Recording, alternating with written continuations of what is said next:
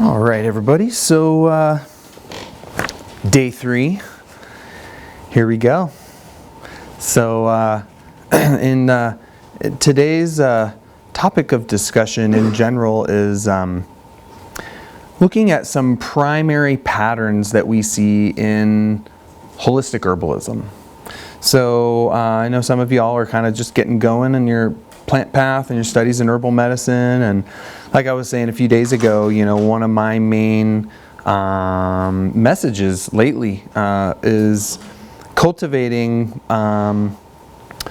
what might refer to as a holistic herbal practice, right? And what is holistic herbalism, right? What does it mean to be holistic in our approach and our perspective and in our practice of plant medicine?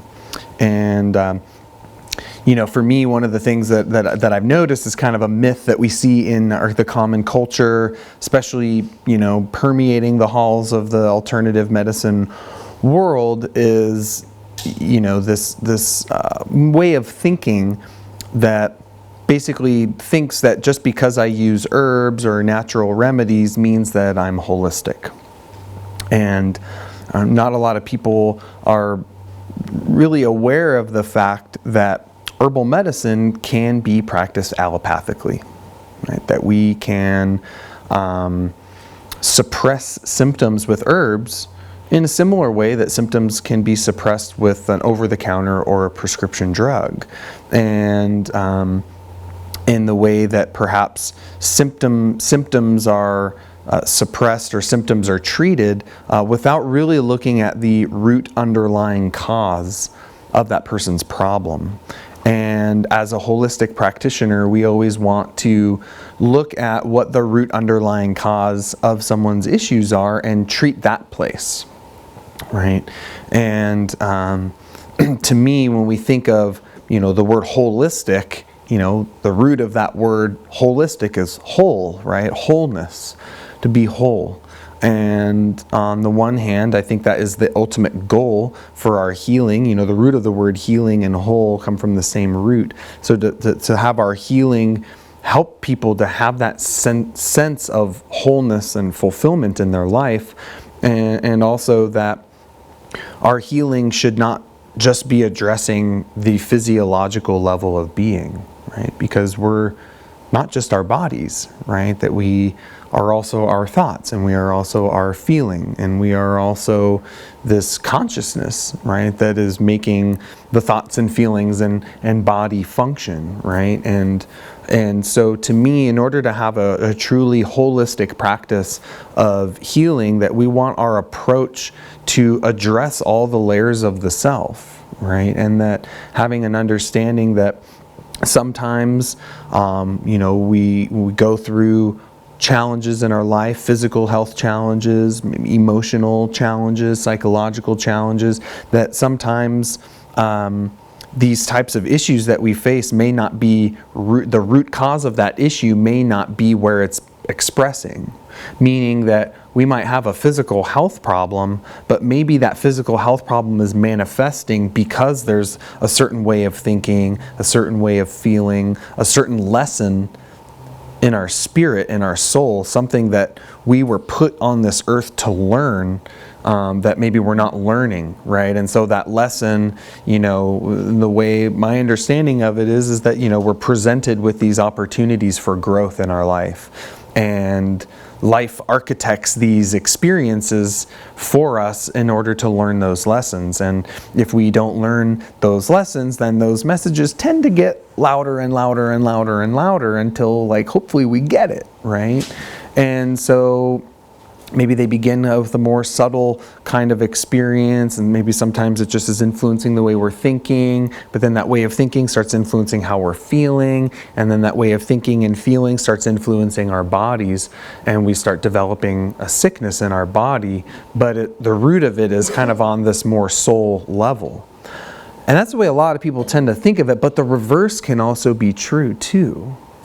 The case of food allergens is actually a really great example. Sometimes people eat a food that they're allergic to and they get very anxious, or they get really angry, or they get really depressed, right? Or they start having, having a hard time sleeping or things like that. So something going on in the body is affecting their psychological and emotional state. So it goes both ways, right? And a lot of people always think everything physical starts on the spiritual, and so we only need that spiritual level of healing. And I think that's a little bit of a dangerous way of thinking, because let's face it, sometimes things are just rooted in the body, right? And that needs to be tended to. So we want to look at the wholeness of the person, right? And we want to also look at the wholeness of our plants, because the whole plant works on the whole person. And so we want to have an understanding of our herbal medicines that enables us to understand their physical healing properties, as well as their more subtle healing properties as well, the way they're influencing our minds and our hearts and our spirits. So this is why I love sharing the energetic architecture model, because as I said yesterday, energetic architecture is a translation mechanism that allows you to see the essential pattern in a person or in a plant that's influencing the wholeness of the person, right? And so we see how there's that one pattern that's affecting the body and the mind and the heart and the spirit. So we want a model of wholeness, an understanding of wholeness. And so today what I'd like to be talking about a little bit more with you is kind of a model of holistic herbalism, right? Giving you some like really good, kind of like a blueprint, right? I could call this like the holistic herbalism blueprint. So it's like a big map that helps you to kind of see what the main things are that you want to know, kind of those guiding lights for how to approach working with people, how to approach studying your plants, so that you can maintain that holistic understanding and then ultimately practice in that way. So we'll be talking about some of the main principles of holistic herbalism, and this provides a really good map that kind of will help chart your future studies in herbal medicine, right? Kind of the things that I think are the most critical things to focus on and be aware of and to develop and cultivate and learn. So it provides this as a really, I wish someone had given me this kind of blueprint when I started getting nervous, because I was like, I don't know what I need to study. I'll just, a little over here, a little over there, a little over this, a little over that. And it was kind of like hard to keep it all straight. And so I love sharing these teachings because it helps keep everything into perspective. And it gives you a really good kind of chart or map to follow, right? It's like they always say, best time to have a map is before you go into the woods, right? So it's like nice to have that that blueprint, that understanding, that direction of where to go, and it will serve you very, very well. So. And then within that context, I'd like to focus a little bit more on the constitutional understanding. This is a very important element of all traditions of natural medicine, all across the world. And this is one of the main things that's lacking in modern medicine, and I think why modern medicine is kind of sloppy in certain ways. And I want to be super clear with y'all too that I really respect modern medicine. I really, modern medicine has saved my life, right? Like a couple times. And I really do. I'm not like an extremist where it's like, all pharmaceuticals are garbage, throw them all away, never go to the hospital, never see convention. I'm not an extremist, right? For me, I feel like everything has a purpose, everything has a reason, right? I mean, if you chop your arm off, you should go to the hospital. It's like, the modern surgery and trauma medicine and everything that they've developed in that way is amazing. I mean, they do amazing things and save a lot of lives. And so I don't want you to misunderstand my take on modern medicine. I do think that it has a lot to offer, but I don't think it has everything. I don't think it has all of the answers. And obviously, I'm a firm believer in our medicinal plants to use as medicines. And of course, in conjunction with things like diet and nutrition, things like that. So So that constitutional perspective is a really critical element of old school styles of healing that is very much so ignored in modern medicine, because yeah, I'll get into that in a little bit. So so I'm going to add to our cosmology in a little later, probably this afternoon, when we get into our a little bit of Ayurveda. So these teachings today are like core principles, blueprint of holistic herbalism. Then we're going to go into, I'm going to do a really cool chart that shows you basically the synergy of Western North American herbalism, Greek herbalism, Ayurvedic medicine, Chinese medicine, the elements, medical astrology, and it's just going to bring it all together, right? So you see, these are the fundamental principles of how plants and people are understood. Man, you understand that chart, it's like really like gives you a perspective that will guide all of your future studies in a really potent way. Okay, so we have, let's see, 5 primary points of the holistic herbalism blueprint that I would like to discuss today. First point is this concept of the vital force. And the vital force is a term used throughout the Western tradition, Western alchemy, traditional Western herbalism, that is kind of another way of talking about the light of nature. So when we're talking about the vital force or vitalism, right, this concept of vitalist medicine, what we're looking at here is a certain mode of a certain perspective, a certain way of approaching healing and human health that sees that there's intelligence at play, that the human organism, the whole way we're put together is this very intelligent, self-regulating system that has, the way they describe it, as like a vital force, a vital intelligence that's running everything, right? So it's like, you know, a lot of us recently ate breakfast, right? So there's an intelligence going on inside of our body that we're, for the most part, most of us aren't consciously aware of, right? That, you know, you've got stomach acid, hydrochloric acid, bicarbonate secretions happening in your stomach. You know, your nervous system is regulating the smooth muscle contractions in the stomach and the churning, and regulating the opening of the valves and the emptying of the contents in the duodenum, which is sending signals to the gallbladder to squeeze bile, and the pancreas to squeeze out enzymes, and the churning and the digestive juices and the peristalsis, right? All, it's like there's an intelligence behind that system, right?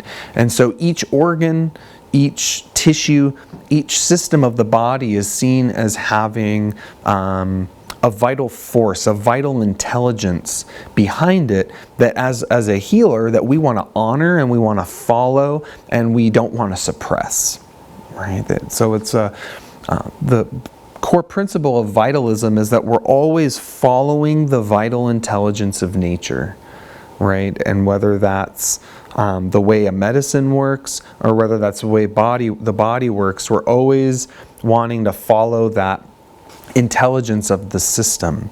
So we're learning to listen to the body. We're learning to pay attention to what's going inside of the body and having an approach to healing that is essentially non-suppressive, right? So we see like a core principle of vitalism is that everything going on in the body is a communication, right? Like remember yesterday or 2 days ago I was talking about how, you know, everything about a plant is communication. All of nature is composed of language. It's a living language that we need only learn how to see and hear and feel, right? The same is true with a person, right? Someone's sitting in front of you and they have, maybe they've got, we'll say like some acid reflux, right? So in a conventional allopathic approach, we say, oh, you have acid reflux, well, we need to suppress that acid reflux, right? Because, you know, it burns and it's really uncomfortable and, you know, generally it kind of sucks, right? So they want people to feel better. So they say, oh, well, the acid reflux, that's happening because you have all this stomach acid. And so, well, let's just give you this pill that's going to turn off that stomach acid, right? So it's suppressing this vital intelligence that the body is saying, hey, something in the upper GI is imbalanced and needs to be corrected. Something about the tissues is imbalanced, right? So maybe something they're eating or something they're drinking, or maybe the stress. There's something about how that person lives their life every day that's ultimately leading to this symptom. And in a holistic context, in a vitalist context of medicine, we want to look at the whole person. And the whole person ultimately equates to how do they live? What do they do every day that's led them to this current state of health or lack of health? And that's why I was mentioning yesterday, those elemental found determinants of health are always the first things that we have to look at, right? And so from an allopathic perspective, they give the pill that turns off the stomach acid, but it turns out that that stomach acid is produced by the body for a very particular reason, right? And it was basically responsible for our ability to digest a lot of minerals. And we see people that are on those antacids develop some really serious problems, right? Their bone density decreases significantly over time. It basically turns off their digestive system. And so they don't absorb their minerals, they become micro and macronutrient deficient, they tend to be much more prone to osteoporosis, loss of bone density, etc. So it's just an example of the way that an allopathic suppressive approach to medicine ultimately leads to further issues, because it's basically saying like, oh, the body's like kind of stupid and we need to override that. So we're suppressing the communication of the body, right? That every symptom is a language. Every symptom is a language, and it's trying to communicate something to us that's saying, hey, you're doing something every day that's not right for your system. Right? That maybe it's okay for this person to do that every day and it's fine for them, but for you it's not. And so our goal as a vitalist practitioner is to kind of do the some detective work to figure out, well, what is going on in that person's life that's contributing to this problem, and adjusting the lifestyle factors so that that problem doesn't arise anymore, right? And of course using our herbs and things like that to help in that transition, to maybe help heal any damage that's happened within those tissues. But ultimately our goal is to see what is the root cause of the problem, right? So critical principle of vitalism: symptoms are language. Symptoms are language. A language meant to be listened to, not to say, shut up, which is kind of a pretty common approach. Like, oh, there's a symptom, like, well, shut it up, turn off the fever, turn off the inflammation, turn off the stomach acid, we just turn things off, turn other things on, and kind of override the innate mechanisms of the body, right? And that's the beauty of herbal medicines, is it's very rare that an herbal medicine will completely override an entire physiological process. That's why I very rarely will refer to an herb as being anti-inflammatory. Because when we say an herb is anti-inflammatory means inflammation is turned off. Like, no inflammation is happening. I would say very few to no plants actually do that, right? They'll modulate inflammation, right? They might adjust it slightly. They might sedate a little bit of heat in the tissues, but they never work like an aspirin or cortisone and just completely shut the entire inflammation process off. And, we've seen now that if you do that, that leads to a whole lot of problems, man. People that are on prednisone, cortisone for a long time, they get a lot of health problems. A lot of health problems from it. So the symptoms are a language. The body is intelligent. This is a critical vitalist perspective, and one thing that I always encourage people to really integrate into their mode of perception. The symptoms aren't the bad guy. right? We always see them as being the bad guy or bad gal. But they're not. They're actually, it's brilliant. Like, can you imagine if we didn't have symptoms and all the stuff is going wrong in our body, but we didn't have symptoms, so we never knew about it, right? It'd make healing very difficult, right? But through the brilliance of the way our bodies are put together, the intelligence of nature through our body informs us when something is off through a symptom. And so as Vitalists, we want to honor that. We want to honor that. We want to follow that. We want to listen to that. We want to understand that communication. And we want our healing to be in accordance with that. Does that make sense? Yeah, very, very important. And that's a very different approach than modern medicine has. Another critical facet of Vitalist systems of medicine is, as I was mentioning earlier, is a constitutional perspective. And this basically shows how, again, the constitutional perspective is essentially a primary way of looking at the whole person. And not just tunneling in on a symptom, right? So we have symptoms, but symptoms arise within the context of a whole person.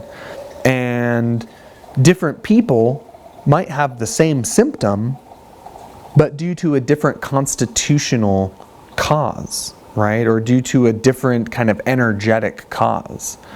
So, in general, constitutional systems, we'll talk about this in a lot more detail later, but we were talking about like temperature and moisture, hot, cold, wet, dry, right?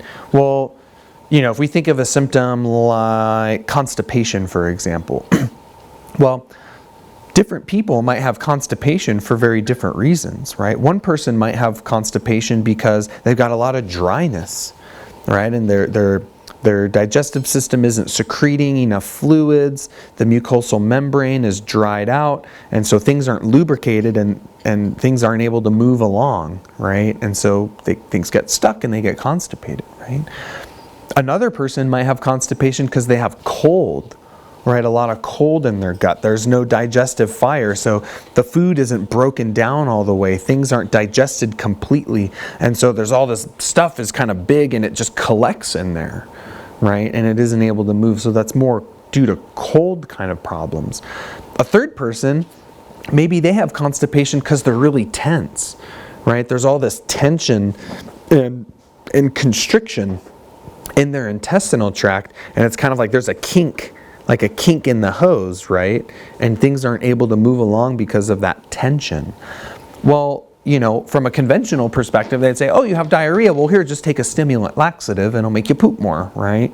But from a Vitalist perspective, from a constitutional understanding, we want to look at what's behind the symptom, right? What's behind the symptom? What's the specific state of the tissues that's contributing and leading to that symptom? And so we get a deeper kind of snapshot of what's going on inside of the body when we adopt this constitutional understanding of the whole person as well as the constitution of the organ systems. And so I'll give you a really cool framework for how to do that a little bit later on. But y'all see that? How different people can have the same symptom, but because of a different root cause. And the essence, one of the essential pieces of Vitalist medicine is that we want to look to that deeper root cause and look at those constitutional factors that are contributing to those symptoms. I love this next one. Is the vital force is not separated from the tissues, and the tissues are formed based on the digestion of food.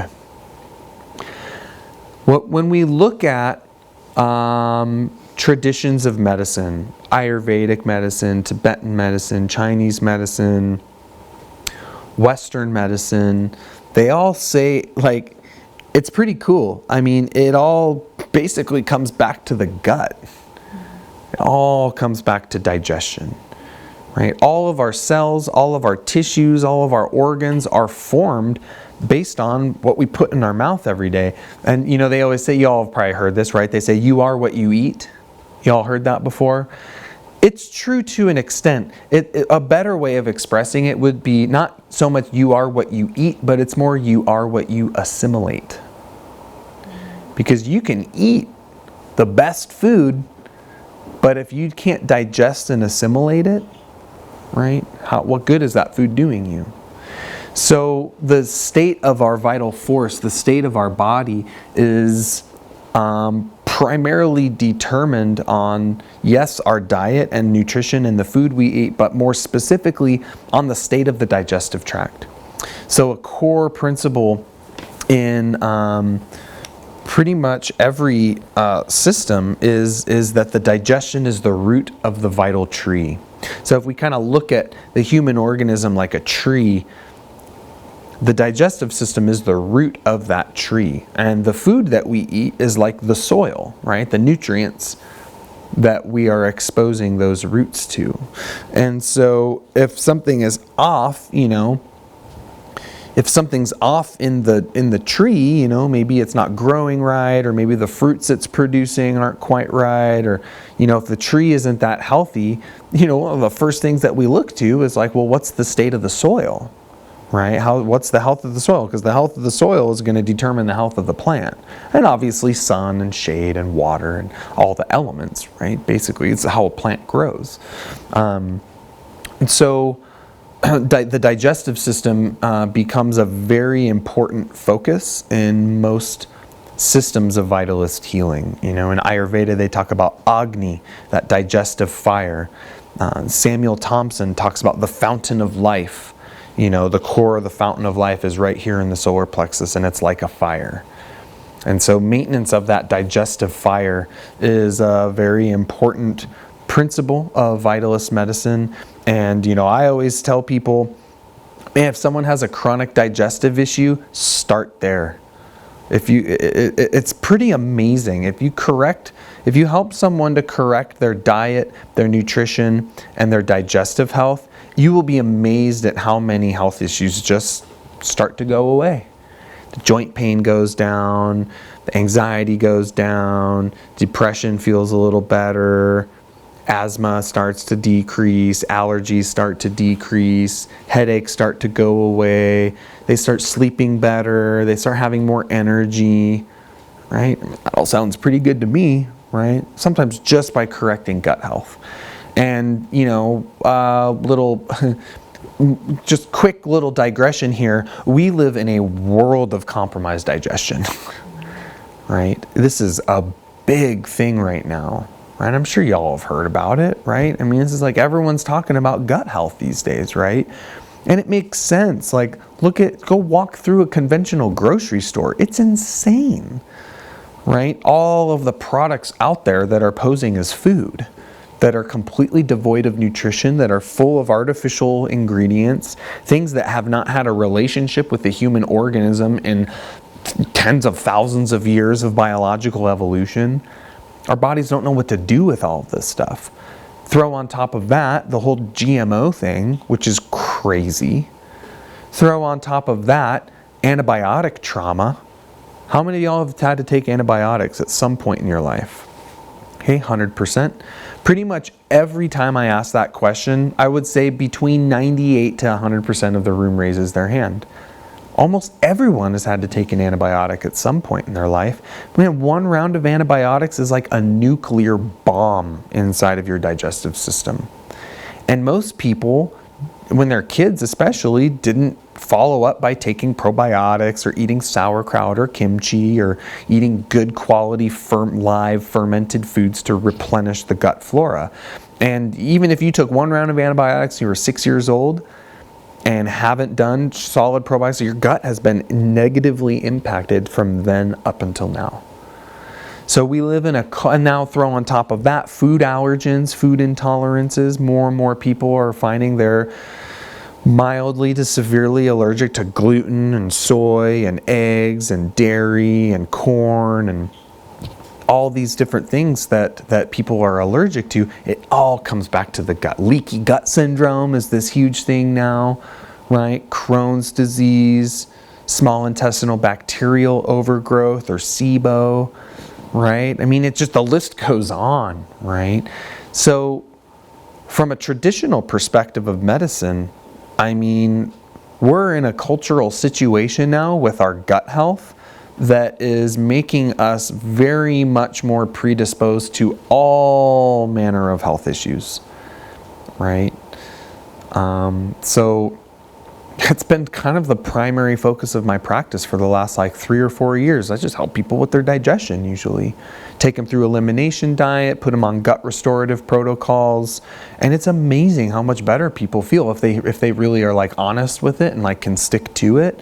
I mean, it's amazing. We've seen people feel significantly better just by correcting a couple simple things, doing a couple simple herbs, eating a couple new kind of foods, couple supplements here and there, and it's like, wow, their level of health goes up like multiple notches. So I know I digressed there for a minute, but this is a vitalist principle, right? I'm trying to share with you some core principles of what it means to be a vitalist. And so the vital force, it's easy for people to picture the vital force as kind of like this etheric spiritual thing, but the vital force is not separate from the tissues.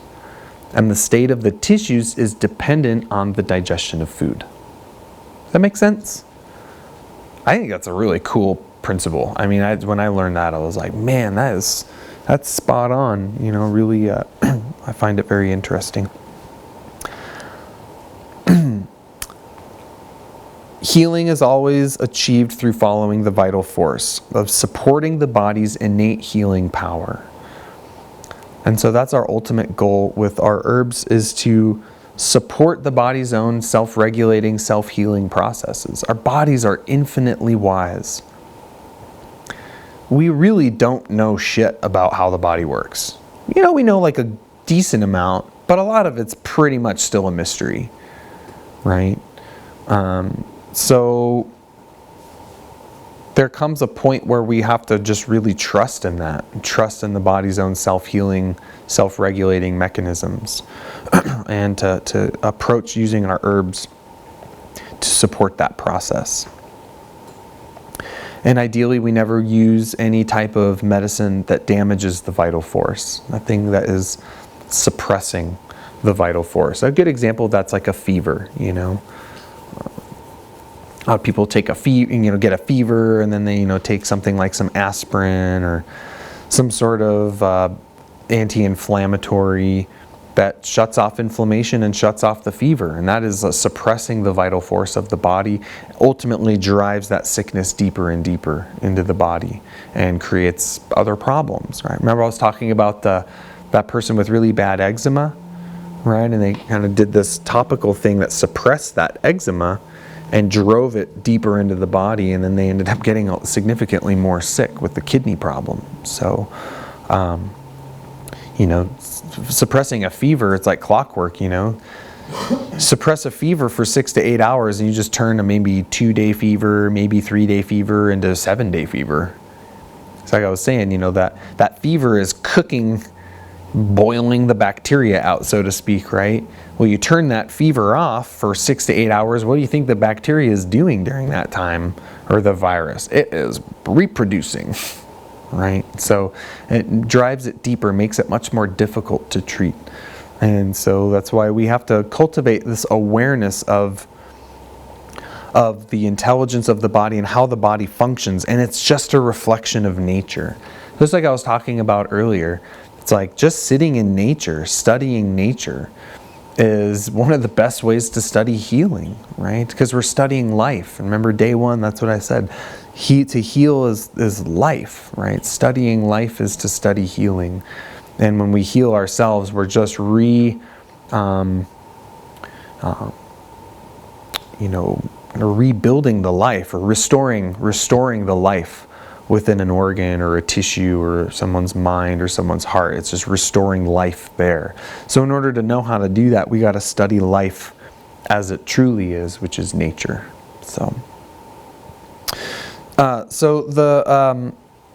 There's some kind of interesting correspondences in regards to how we see the vital force manifest within life. And I haven't talked about them quite yet, but our next pattern there on our cosmology is the threefold pattern, or trinity,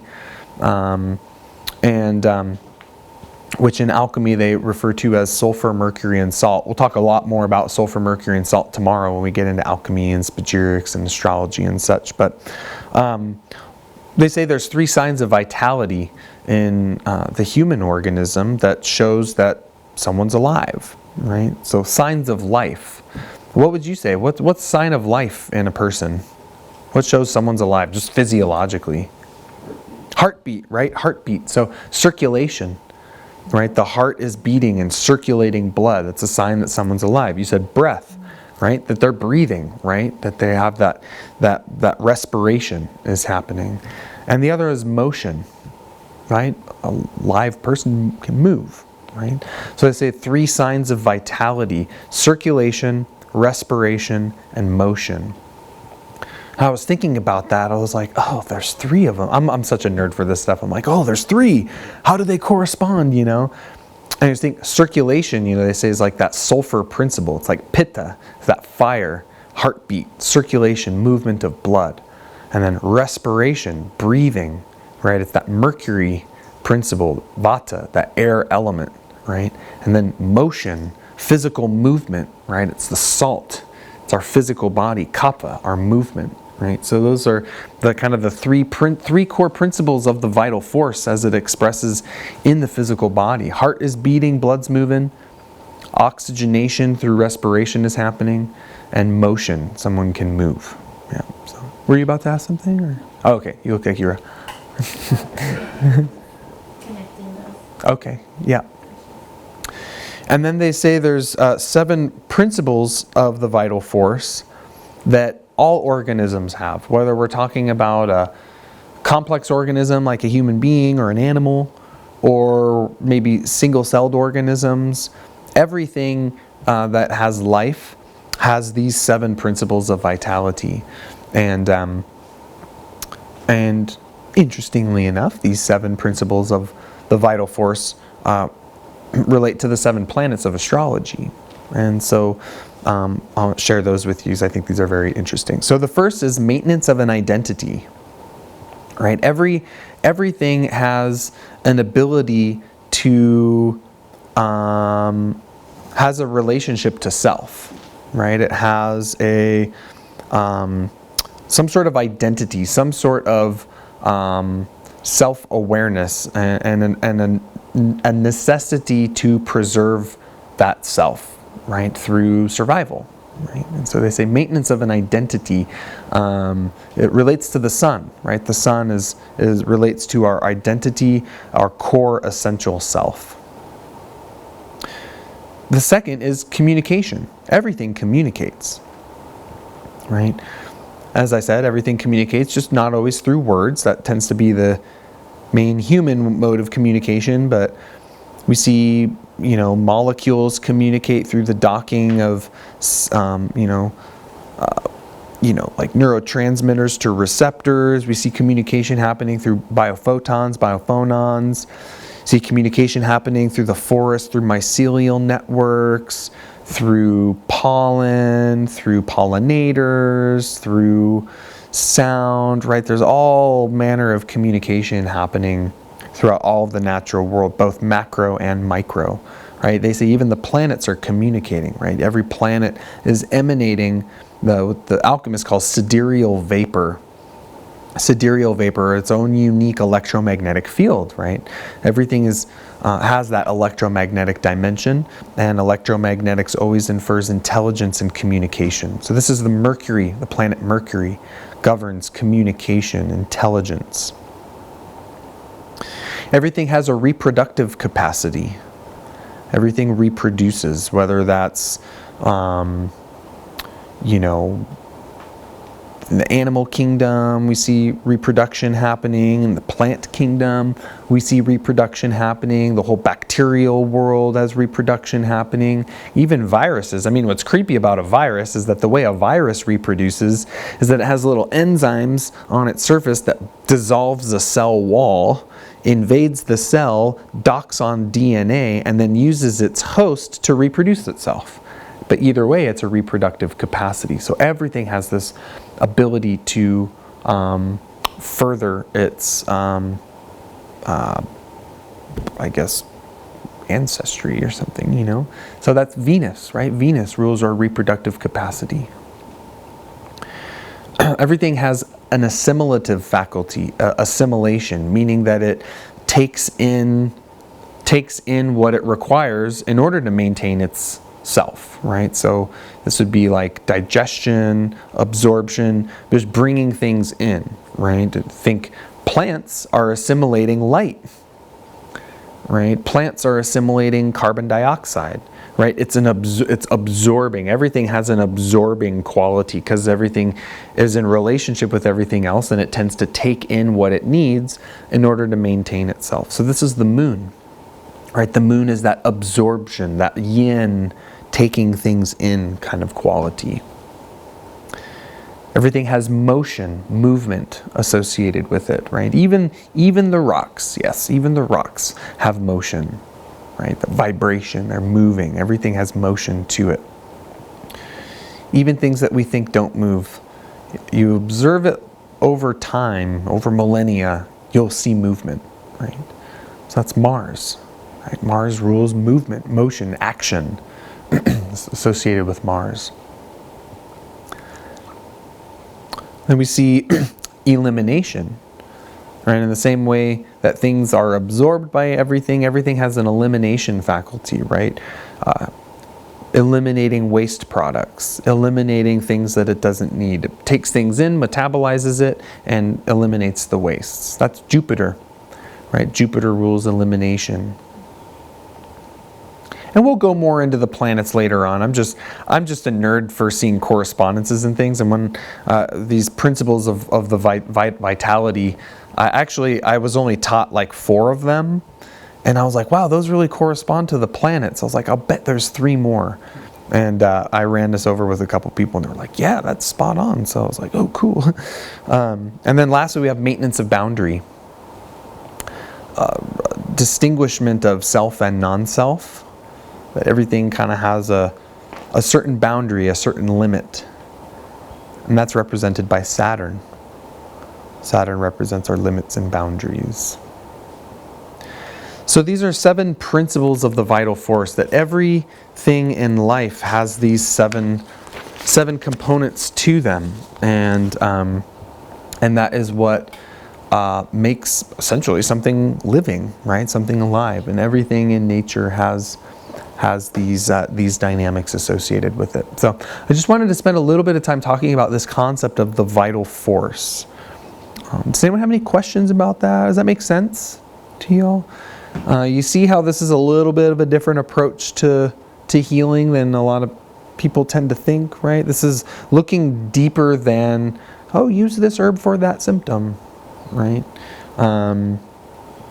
And it's all about perspective, right? I always say, sometimes the difference between a really good herbalist and maybe a not as refined herbalist, sometimes it doesn't really have anything to do with how many herbs you know or how good you are at, assessing a person, or, how great of a formulator you are. Sometimes it just has a lot to do with being able to perceive things differently, really being able to see into what's going on with the person, really understanding how those plants are healing people. And just that simple perceptual shift sometimes makes all the difference. Sometimes we just need to think a little differently. And this concept of vital force, vital intelligence, isn't super standard education in our Western culture, right? I mean, oftentimes, maybe it's not directly said, but I think it's kind of insinuated, but that's that, human beings are at the top of the pinnacle of evolution and everything is underneath of us and everything else in nature is kind of stupid, or doesn't have intelligence. I mean, I know that's kind of what I thought. Right, I'd see a plant and it was just like, man, what? Just a plant, whatever. It's just sitting there and it's not doing anything. It's not smart. Like, it's just sitting there. Like, of course, like, we're way smarter than that, right? But when we really look at the way nature is, we really think about it, there's intelligence all around us. And so a true holistic herbalist will always be connected to that intelligence and to that vitality. And that's our ultimate goal, right? That healing, this is another good, kind of close this part talking about this, that healing is not just a lack of symptoms, right? That we can be symptom free, but not necessarily healthy, right? That we can be not have any sort of disease or anything, but we can always reach a new level of vitality, right? Which is, to me, simply put, is the feeling of being alive, right? Having feeling vibrant, feeling vital, feeling connected to life, engaged, enthusiastic, kind of the things I was talking about earlier. It's we can be not sick or not have symptoms, but we can be going through life kind of moping around or just kind of well, whatever, everything sucks, and it's well, is that health? Right? So I was kind of thinking how do we define health, right? And it's to me, health is not just this lack of symptoms or lack of disease. It's a vibrant physiology, it's vibrant energy, it's the feeling of life, a feeling of connection, the feeling of something greater than the self, right? A feeling inspired and enthusiastic, and obviously, life sucks sometimes, and we're not gonna be skipping around all the time, just everything's happy-go-lucky all the time, putting the face on, right? That's not what I'm talking about. But even when life does get challenging, we all know someone like that. That's people that have a lot of vitality, right? They've got a lot of vital force in them. When life gets hard, they're not just oh God, I'm just not going to let life beat them down. They're going to be whoa, I'm being stepped up right now. Life is getting challenging, but man, I'm going to meet it, and I can do this, and I can make it through, and it's teaching me something good, right? That to me is what health is all about. And that to me is how we can help people with our plants, right? So people don't just have to come to an herbalist when they've got a cough or a cold or sniffy, runny nose, or, right? It's we can use these plants to help people in these deeper ways, right? To replenish and rejuvenate their system, to help clarify their minds, to help open up their hearts and their feelings, to heal the traumas, to help inspire and illuminate them, right? One question that I always like to ask when I teach at conferences, or I do this one a lot when I go to Herb Farm and teach their interns, the Herb Farm down the road there. And they do 3 sessions a year, and pretty much every time I always ask this question, how many of you would say that your life has changed since you got into herbal medicine? Right? How about y'all? How many of you feel you're kind of a different person, or you feel you've changed for the better since you got into plants? Yeah, everyone, right? Everyone always raises their hand. Well, what is that? I ask myself, what's that all about?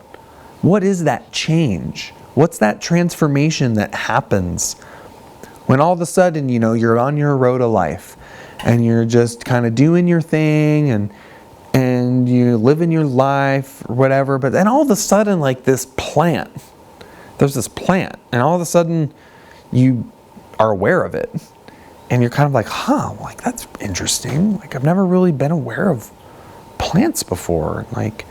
Or maybe you take something, someone gives you an herb, or you start, having a relationship with your food, or you eat certain things, wow, I feel better now. All of a sudden you start having this relationship to the plant kingdom. And then over time, it changes you, right? It changes kind of who you are. All of a sudden, you start to see the world a little bit differently. All of a sudden, you have more appreciation for nature. All of a sudden, you have more commitment to your own health. All of a sudden, maybe you want to help other people out too, right? It fundamentally changes who we are for the better.